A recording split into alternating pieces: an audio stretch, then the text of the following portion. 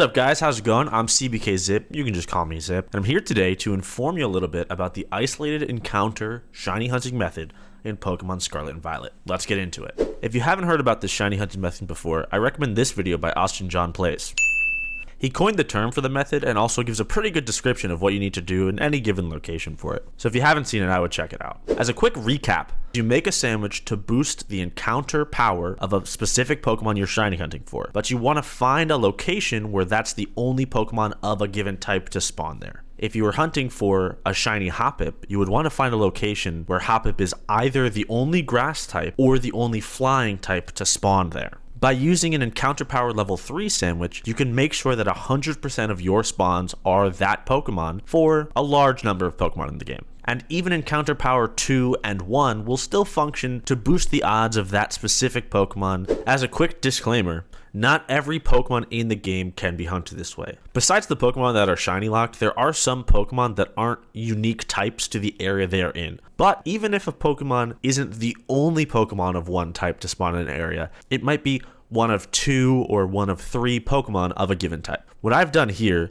thanks to Austin John Plays for the idea, and Cerebi for providing the interactive map and the Pokemon location for the entire game, is gone through the entire Pokedex to find locations where a given Pokemon may be able to be isolated. I haven't personally tested all of these locations. I've just used information provided by Cerebi to determine if it's possible or theoretically could work out in a given location. So here I have this spreadsheet where we include the Pokedex number, the name, can it be isolated or not, a example location, including the biome that the Pokemon would spawn in, and the sandwich type you might need to isolate it. There are also some notes next to certain specific Pokemon that may be relevant. You may be able to isolate Pokemon even if I haven't found a theoretical location for it to exist. I would also love for this document to be a living document. I'm going to provide the link to this in the description of the video. And I would love for everyone who watches this to go pick out a Pokemon or two and try it yourself. If you find that you can isolate the Pokemon in that location or even a different location, feel free to leave a comment on the video or even in the document itself letting me know where you did your hunt. And if you try one of these locations and it doesn't work for you, let me know that as well. By the way, I would recommend if you're going to use the spreadsheet, there also is a link to the interactive map. You can look up your Pokemon in particular to get a little bit of a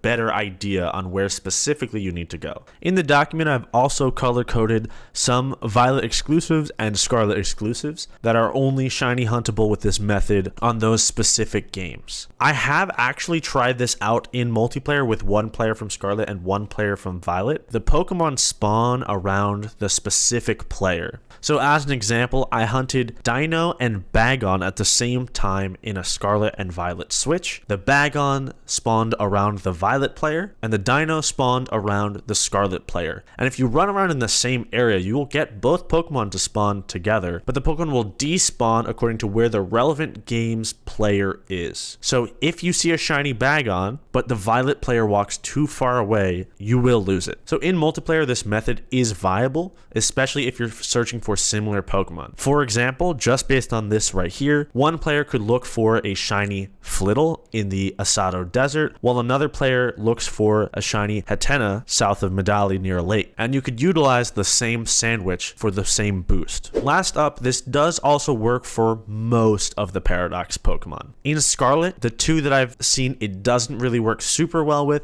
are Screamtail and Slitherwing. Screamtail in the underground is the main fairy that spawns, but Fluttermane also spawns, specifically at nighttime, I believe right now. Slitherwing is a little bit different where it spawns in the grass, and in this case, there's a lot of other Pokemon that share types with Slitherwing in the grass. So you won't isolate Slitherwing, but you will still see more Slitherwing. Roaring Moon is a similar case in the cave with either Dragon or Dark type. I found Dragon works better because more other Dark types spawn. You will always get Zweilous to spawn in the cave with Roaring Moon, but if you use Dark type, you will also get Sableye and other Pokemon like that. In Violet, you have a little bit of a better time. Most of your Paradox Pokemon can be isolated. The only one that can't be, again, is Iron Moth for the same reasons as Slitherwing. I would also say watch out for for water and ice types. Cubchoo, Beartic, Cryogonal, Citadel, Cetitan. All of these Pokemon spawn on Glaciato Mountain. They're all ice types. They're all very difficult to isolate. And the same goes for a lot of the water types in the ocean. Another note about some of the Pokemon listed as no, it either always shares spawns with many other Pokemon, or it might not even be available in the wild at all. So we can go through a couple examples here to kind of show off what I've compiled for everyone here. Our first example is Hoppip here. Hoppip is a grass and flying type Pokemon, and according to the spreadsheet, it can be isolated. Now, it's in the grass biome, specifically in South Province Area 5.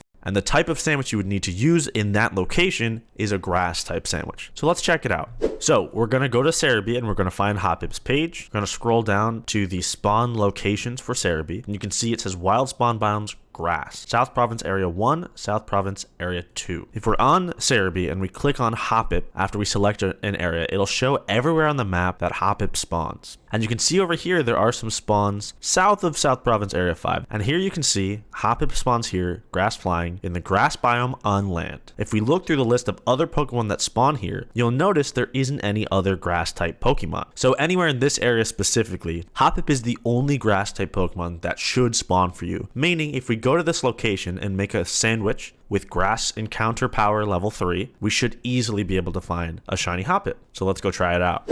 Hey guys, Editing Zip here. I accidentally didn't record audio for this little bit right here, so I'm going to just do a little bit of voiceover to explain what's going on. So I teleported to the lighthouse by Pokepath, and I'm just flying directly over to the area that I pointed out earlier in South Province Area 1. And what we're going to do is we're going to find an area that is the grass biome and make a quick sandwich. I would always recommend to save before you picnic. In case you don't find a shiny, you can easily reset your game and you won't lose any Herba Mysticas that you used to make the sandwich. So now I've got Sparkling Power 3, Tidal Power 3, and Encounter Power 3 all for the grass type. And I'm just going to run around in circles or in a line to look around for Hoppip spawns.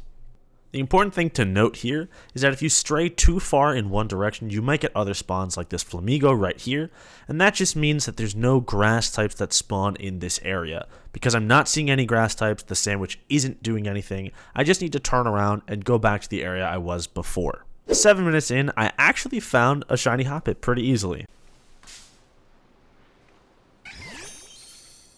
Incredible.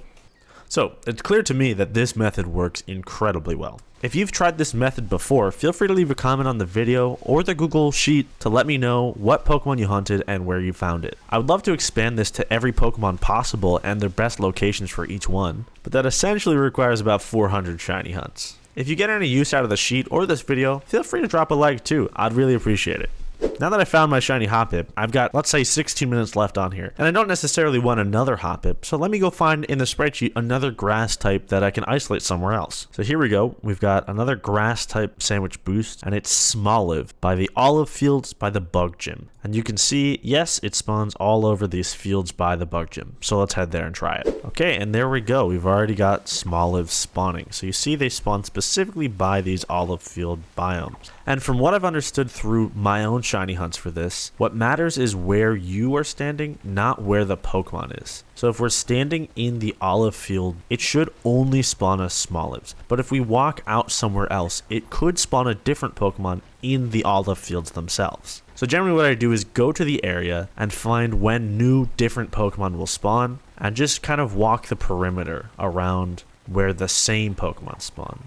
Another useful thing to remember is if you're looking for multiple Pokemon, or you're not too picky about what shinies you find, you can use this method anywhere. Smoliv is the only grass Pokemon here, so this will isolate Smoliv for you to get a shiny here. But if you go to a different area with a couple grass type Pokemon, you still have boosted odds to find any shiny. It just might not be one specific Pokemon. I've even included in some of the notes some locations where a Pokemon can't be isolated, but it shares spawns with a very similar Pokemon.